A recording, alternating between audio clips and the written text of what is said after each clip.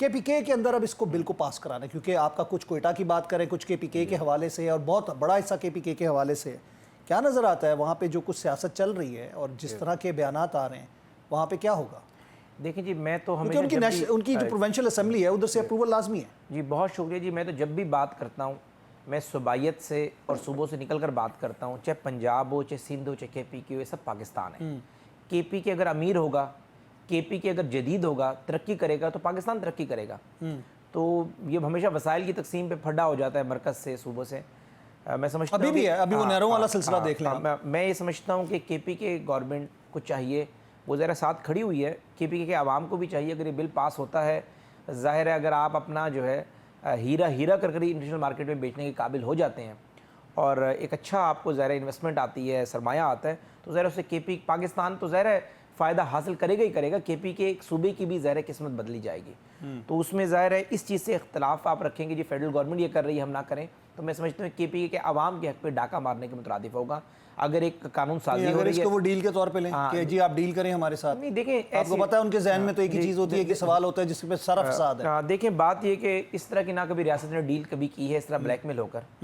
रियासत से गलतियाँ भी होती हैं, कोताहियाँ भी होती हैं, लेकिन कोई भी फ़र्द रियासत से अबव नहीं होता।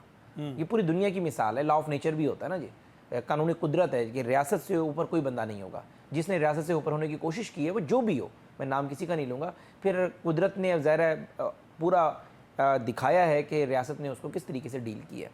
तो मैं समझता हूँ कि ये जो काम होने जा रहा है सबसे बड़ा फ़ायदा केपीके और बलूचिस्तान को होगा। ज़ाहिर है जितना भी पैसा आएगा इंटरनेशनल मार्केट से, आपका जो शेयर है वो आपका NFC अवार्ड में वो भी बढ़ेगा। आपके सूबे के अंदर भी लामहला ये नहीं हो सकता कि एक जगह से कान में से हीरा निकल रहा है, सोना निकल रहा है, जरकून निकल रहा है, रूबी निकल रहा है, नहीं गवर्नमेंट को मिलना है। नहीं, वो तो शेयर को छोड़ दें, वहाँ डेवलपमेंट इतनी हो जाती है कि ऑटोमेटिकली इंफ्रास्ट्रक्चर इतना बन जाता है। ये गरीब सूबे हैं, यानी कंपैरेटिवली अगर आप पंजाब से कंपैरिजन करें, केपीके के अंदर अगर अंदर एक रास्ता जा रहा है और उधर वहाँ तक मोटरवे या हाईवे पहुँच गई है, वो कई सौ अरब का मंसूबा है। बलूचिस्तान के अंदर अगर सिर्फ इंफ्रास्ट्रक्चर ही बनाकर दे दें, कुछ भी ना दें, वैसे तो शेयर बड़ा हैवी शेयर जाना है सूबे को, लेकिन ये इंफ्रास्ट्रक्चर की कॉस्ट इतनी बड़ी कॉस्ट है कि देखिए पूरे बलूचिस्तान एक्सेसिबल हो जाएगा। जब इलाके एक्सेसिबल हो जाते हैं 25% शेयर सूबे को जाएगा, 25 वफाक को मिलेगा। जी, वो देखिए वो ज़ाहिर है, मैं समझता हूँ 50-50 पे बात मैं कहता हूँ बहुत छोटी चीज़ें हैं। हम सब पाकिस्तान है, मरकज़ के पास पैसे भी आते हैं, वो भी सूबों पे खर्च होते हैं। अल्लाह खैर करे, आज एक पंजाबी वज़ीर आज़म है, कल एक बलोची वज़ीर आज़म था, उससे पहले सिंध के पास ये उदा रहा।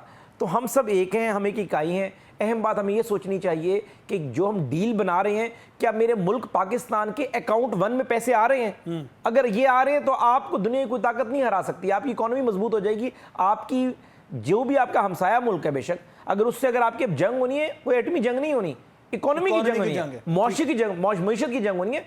मुझे आप ये बताएं कि अगर मरकज़ अमीर होगा, ऑटोमेटिकली सूबे खुद ब खुद अमीर होना शुरू हो जाएंगे। मरकज़ ने ज़ाहिर है, मुझे बताएं क्या मुस्लिम लीग नून ने बलूचिस्तान में सियासत नहीं करनी? अभी पीपल्स पार्टी के साथ जो आपके इत्तेहाद के हवाले से बात हो रही है, वज़ीर आला ने यहाँ तक धमकी दे दी है, इत्तेहाद भी तोड़ सकते हैं, नहरों का मसला बड़ा संगीन होता जा रहा है। आपको क्या लगता है कि इस हवाले से कोई बात, किसी ऊंट करवट किसी बैठेगा, कोई बात तय होगी? देखिए एक बात तो ये कि NFC अवार्ड का तो मसला अभी तक उसी तरह का जूं का तू पड़ा हुआ है। जी शाह साहब, एक बात तो ये है कि एक वाज़ेह बात है कि पीपल्स पार्टी हमारी एक बड़ी मजबूत इत्तेहादी है और इस वक्त की हुकूमत जो है वो ज़ाहिर है पीपल्स पार्टी की अलायंस की वजह से ही बनी है। और अगर हम इस हुकूमत में एक मेजर स्टेक होल्डर है, बतौर वज़ीर आज़म काबीना हमारे पास है, तो पीपल्स पार्टी भी एक बड़ी स्टेक होल्डर है। उन्होंने सदर का ओहदा लिया, हमसे चेयरमैन सेनेट लिया, 2 गवर्नर्स हैं, डिप्टी जो स्पीकर नेशनल असम्बली वो लिए, 2 गवर्नर्स, बलूचिस्तान का वज़ीर आला। अगर मरकज़ में वज़ीर आज़म उनकी मर्ज़ी के बगैर ना बनता उनके वोट से, तो बलूचिस्तान में हमारे वोट के बगैर वज़ीर आला भी ना बन पाता। तो एक दूसरे पे एहसान जतलाना मुनासिब नहीं होता, लेकिन हम एक मजबूत इत्तेहादी हैं। और मैं समझता हूँ तो मुजाहिरों की, और उन्होंने कहा है जी कि हम तो अब सड़कों पे आने के मैं समझता हूँ कि हमारा इत्तेहाद कायम रहेगा। और बिलावल साहब ने भी जो बात की कि वो वफाक के साथ खड़े हैं, वफाक को मजबूत करेंगे। अब नहरों का मामला एक कंट्रोवर्सी खुद उन्होंने डेवलप की है। देखिए नहरों वाला मामला शुरू कहाँ से? पंजाब ने किया, ऐलान वहाँ से हुआ। मैं आपको बता देता हूँ, कुछ फैक्ट्स बता देता हूँ।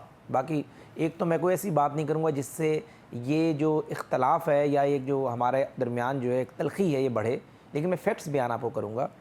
SIFC का मकसद क्या था कि पाकिस्तान के अंदर ज़राअत को प्रमोट किया जाए, ग्रीन इनिशिएटिव। ग्रीन इनिशिएटिव, ठीक है। अच्छा, दूसरा ये था कि आपके पंजाब और सिंध के बॉर्डर के ऊपर जो आपका थर रेगिस्तान का इलाका है, चोलिस्तान, वो सारा जो है रेगिस्तान चोलिस्तान आपका हो गया। बखर के पास भी कुछ ज़मीनें पड़ी हुई हैं, लिया के साथ भी, वो सारी गैर आबाद है।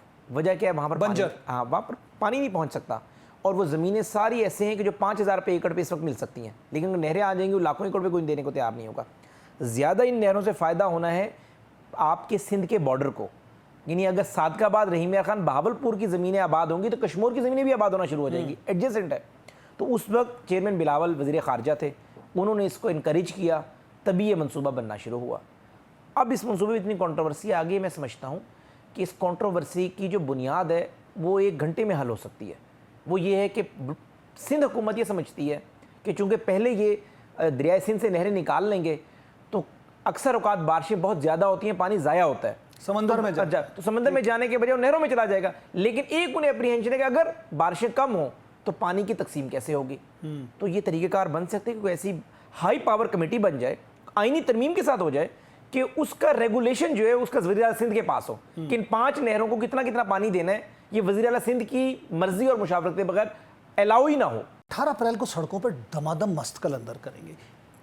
पीपल्स पार्टी को क्या इस वक्त नज़र आ रहा है कि जो इस वक्त वो एहतजाज की सियासत की तरफ जा रही है, कुछ पॉलिटिकली आप समझ रहे हैं कि चेंज होने वाला है? नहीं, कोई ऐसी चीज़ नहीं है। मैं ये समझता हूँ कि पीपल्स पार्टी ने बिला वजह कंट्रोवर्सी डेवलप कर दी है, या एक अपोजिशन बनने का शौक हो गया उनको? और ये कंट्रोवर्सी डेवलप नहीं होनी चाहिए थी। अब पीपल्स पार्टी अगर हुकूमत से ये उनके जहन में है कि वो नेगोशिएट करेंगे, कोई चीज़ हासिल कर लेंगे और फिर इस इशू पे सबको कन्विंस कर लेंगे, तो मेरे आप ये बात जहन में रखें, ये पीपल्स पार्टी आग से खेल रही है। फिर आवाम को ये चाहेंगे भी तो कन्विंस नहीं कर पाएंगे। देखिए, काला बाग को मुतनाज़ा बनाया गया था, अब KPK की हुकूमतें चाहती भी हैं तो आपका मियाँ वाली का जो बॉर्डर के ऊपर काला बाग का इलाका या उधर से डेरा इस्माइल खान के मशीनों को जंग लग गया जी, सब कुछ हो गया नहीं, था। वो मानते नहीं है आवाम। देखिए, इस तरीके से ऐसे मंसूबों को मुतनाज़ा नहीं बनाना चाहिए। सर, जिससे बाद 2010 में जिस heavy इलाके cost को वो pay कह रहे थे करें। डूब जाएगा, नौशेरा की बात की जा रही थी, सवाबी की, 2010 के सलाम में वैसे डूब गया। तो मकसद कहने का ये कि बिला वजह आप सियासी पॉइंट स्कोरिंग के, अगर आपने कुछ और बारगेन नेगोशिएट करना है किसी से भी, हुकूमत से, किसी और से, तो आप कम अज़ कम वो मंसूबा, मैं आपको सच्ची बताऊं, मैं चूँकि इस इलाके से हूँ, बहावलपुर, रहीम यार खान, सादकाबाद, आप खुद उस एरिया से हैं, आपको खुद पता है, बाद में यहाँ बैठ के एस्टेब्लिशमेंट के खिलाफ नैरेटिव बना देते हैं किसी और के खिलाफ। वो ज़मीन तो किसी की है ही नहीं भाई, वो गवर्नमेंट ऑफ पंजाब की है, गवर्नमेंट ऑफ सिंध की हैं वो ज़मीनें, भाई आप लोग ले लें। SIFC ने बनाया, मैंने इतना ट्रांसपेरेंट निज़ाम कहीं नहीं देखा। बंजर ज़मीन उन्होंने ट्रांसपेरेंसी के आलम ये था कि हमारे ऐसे ऐसे लोगों ने ज़मीनें ली हैं जिनका बाकी कोई AC भी नहीं है, और SIFC ऑक्शन आया, उन्होंने बिड की और उन्हें ज़मीन मिल गई। आप अगर आपको ज़मीनें चाहिए, सिंध हुकूमत ले ले ज़मीनें भाई लीज पर, और कहे कि हमने एग्रीकल्चर इसको जो है ना कल्टीवेशन करनी है। लेकिन बात ये कि एक बड़ा काम, अच्छा काम कर रहा हो, उस काम को इस तरीके से मुतनाज़ा बनाना। अब मुराद अली शाह समझदार आदमी है, पढ़ा लिखा वज़ीर आला है, जो तारीफ़ करनी चाहिए। बिलावल साहब खुद बड़ी वेल ग्रूम्ड शख्सियत हैं, ऑक्सफोर्ड के ग्रेजुएट हैं, बेनज़ीर के बेटे हैं। अब मकसद कहने का है कि इस तरह के लोग इस तरह का काम करें और इस तरह का मुतनाज़ा बना दें।